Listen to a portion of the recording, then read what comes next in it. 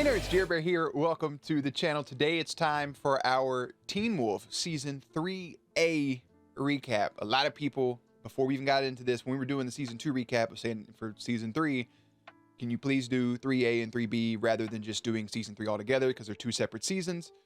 Mid-season finale, which reminded me of like how Walking Dead used to do. I'm like, that makes perfect sense. Cool, we can do that. I didn't know. Here we are. And so if you're new here, here's how we do these, right? We're gonna get into like a soft recap of the first 12 episodes of Season 3 for the Season 3A side. Then we're gonna do our Jair Awards, talk about our favorite episodes, favorite characters, etc. And then of course, we'll wrap it up with the in memoriam for all the characters that died throughout the season. So again, if you are new here, feel free to subscribe for daily content. If there's a day there is a reaction, links will be in the description box down below, as well as a link for the Patreon, the Twitch stream, and everything in between. And I am fighting off this sneeze.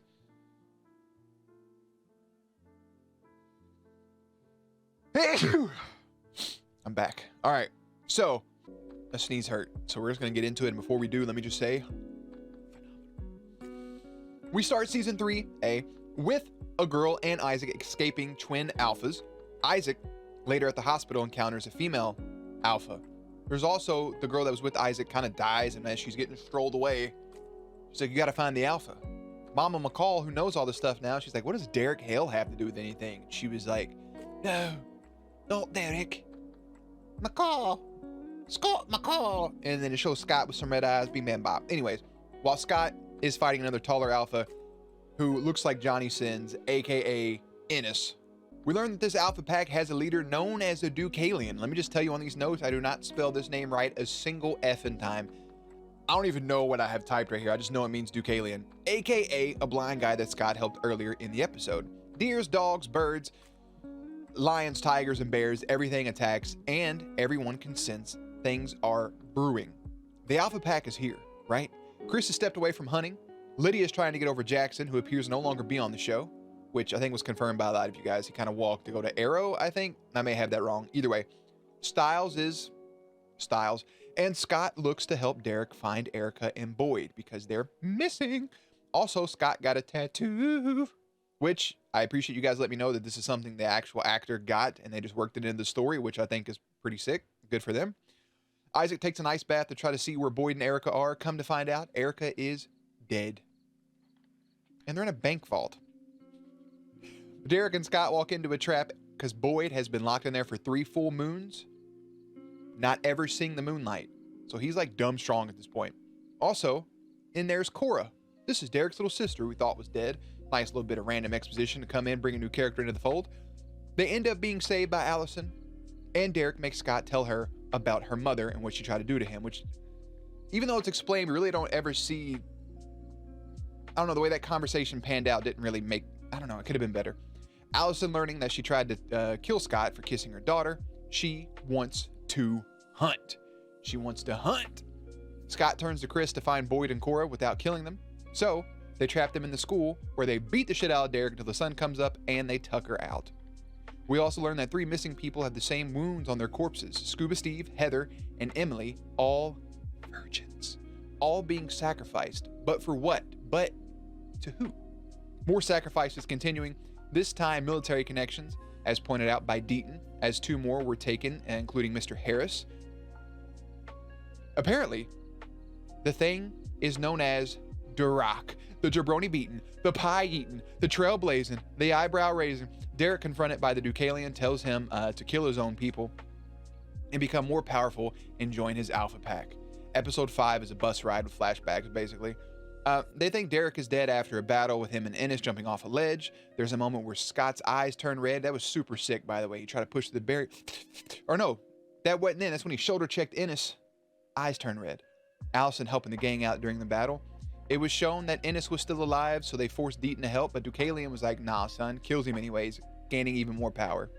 Episode ended up showing that Derek was still alive, of course.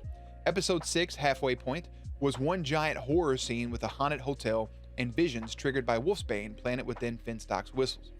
Scott, Isaac, Boyd, and one of the twins seemingly had visions of awful shit from their past or threats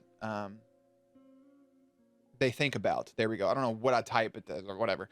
Boyd tries to drown himself until Styles saves the day. Even though he stabbed him like in the neck with the hot thing, he could have just the street flare. He could have just poked their feet. Styles technically saves all 4 of them, by the way. Styles is the MVP of that entire episode because without him, none of them would have been saved. Scott tries to off himself as well, but Styles reminds him that I got you, brother, and saves his life. Back to normal land in episode 8 with everyday deaths from a 10-car pileup. Mama McCall has to save Danny's life, and they realize the next 3 sacrifices were going to be healers. Because of this, they go after Deaton, who is later saved by Papa Styles in a great moment. This is another moment where we actually get to see Scott's eyes turning red, hinting at a true alpha.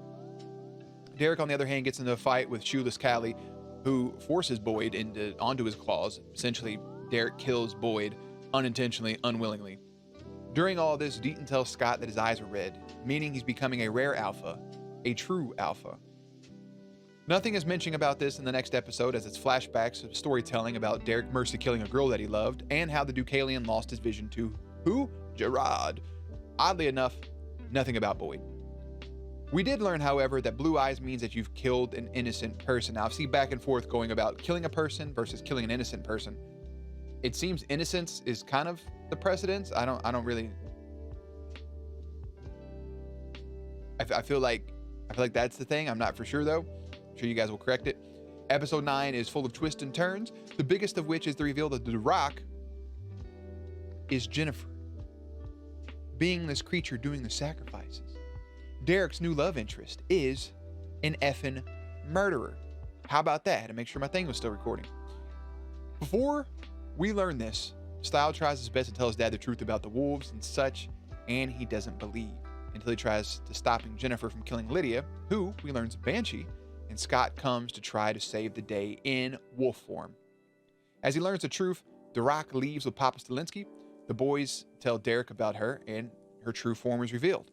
They make their way to the hospital to help Cora.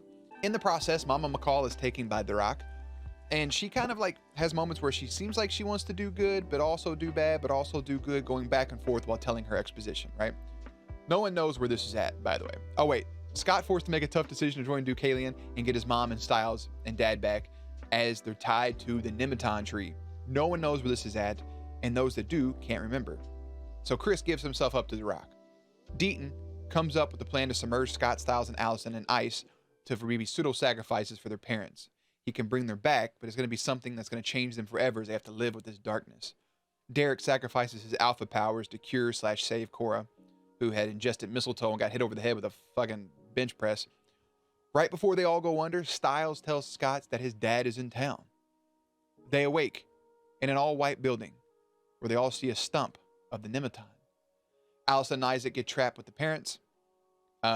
Jennifer kills Kali and almost kills a twin. That was a badass scene, by the way, before getting Lydia to scream to get everyone's attention. Her and Derek team up to face Scott in the Deucalion in his demon wolf form. He basically dog walks them, by the way, literally drags them. Like, she tries to do some stuff and he's just like, what are you doing right now?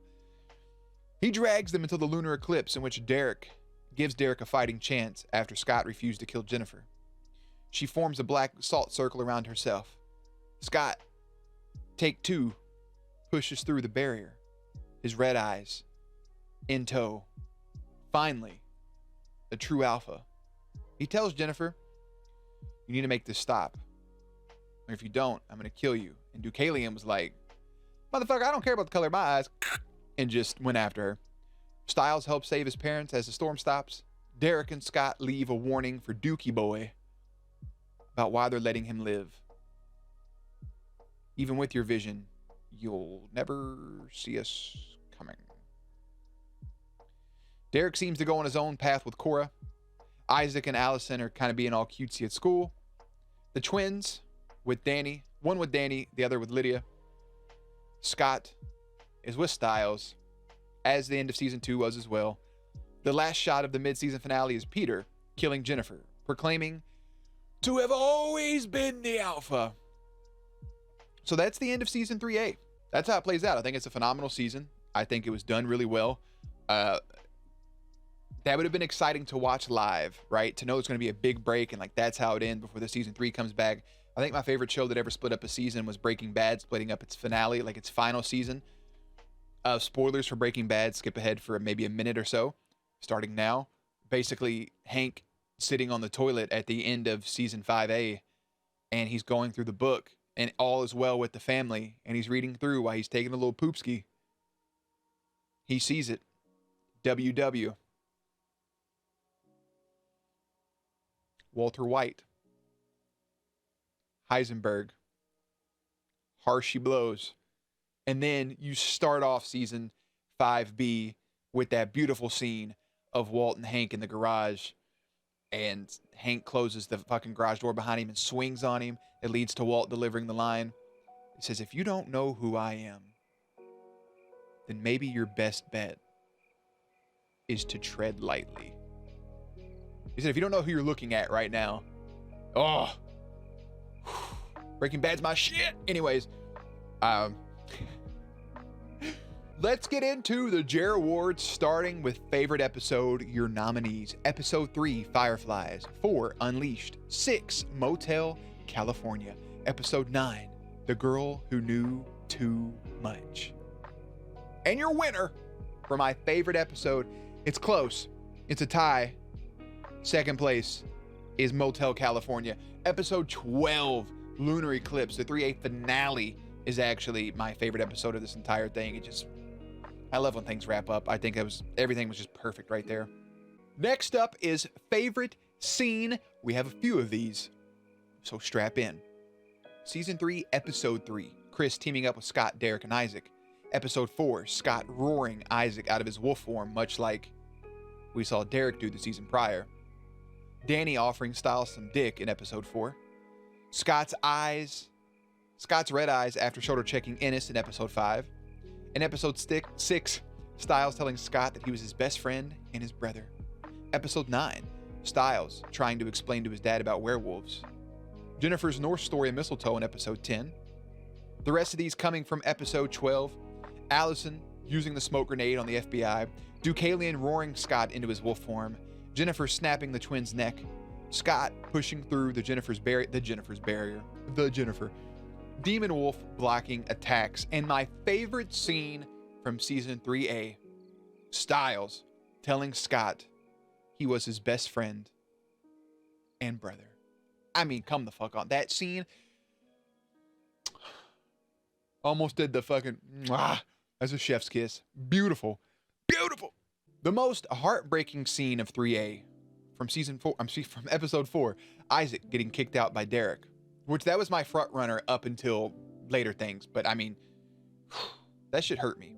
Episode 7, Boyd's death. Episodes 8, Styles saying he didn't want to lose both parents. Episode 9, Styles saying, Mom would have believed me. Episode 10, Scott being forced to join the Deucalion. Or Episode 11, Papa Stilinski telling the story of the night his wife died. If y'all watch that reaction, you know by a landslide that the most heartbreaking scene for me in 3A is Papa Stilinski telling that story. It's emotional. We're not getting into it. It's just sad as fuck.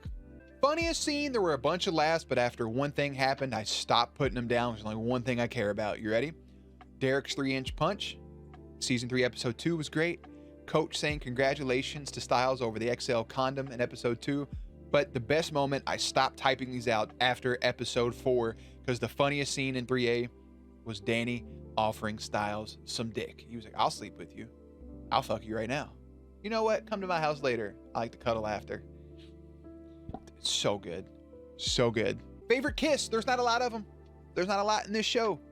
We have 2 nominees, Derek and Jennifer in Episode 6, or the winner in Episode 11, Styles and Lydia.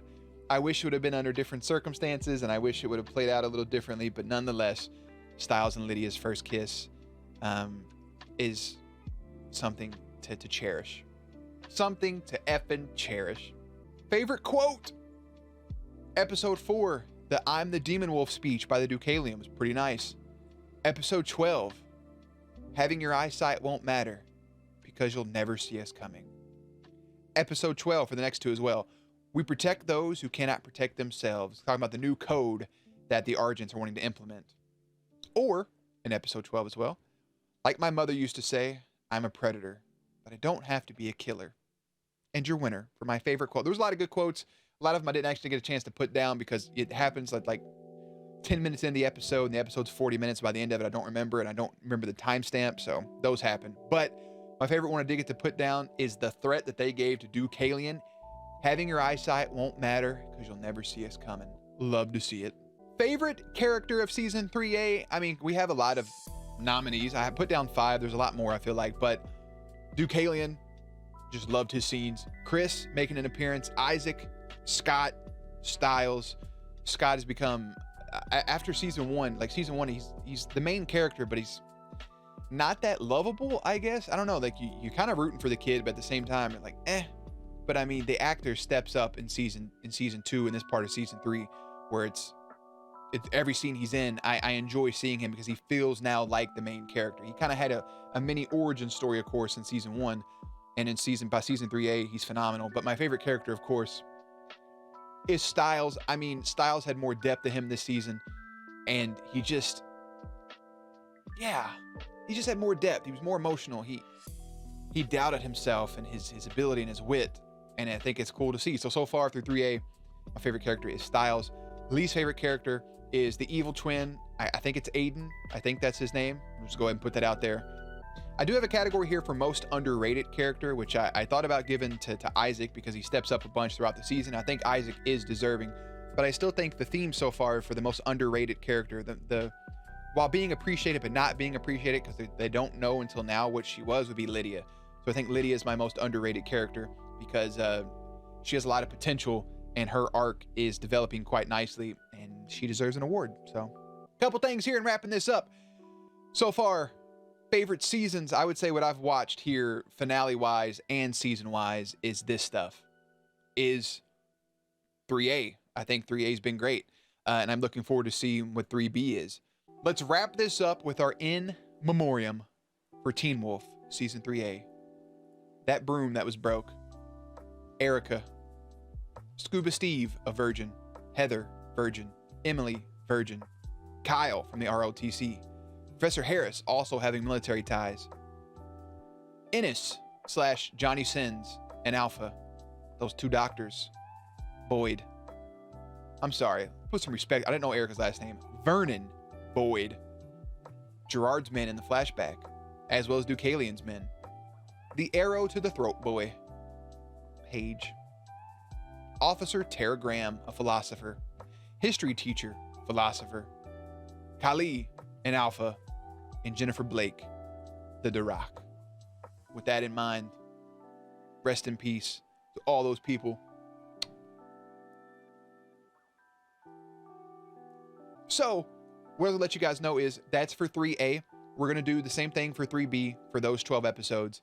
And then at the end of the 3B recap, we'll, like for the end of each category, like we'll have a winner for 3B, and then I'll just go ahead and give you the winner for all of season 3, so we don't have to make a whole separate video for it.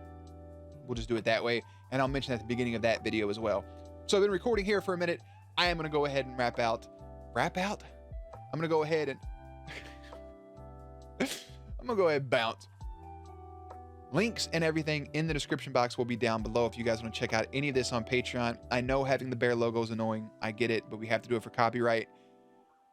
It's just as annoying for me as it is for you. I promise. I have to keep saying that so you guys know. But links and everything will be in the description box down below.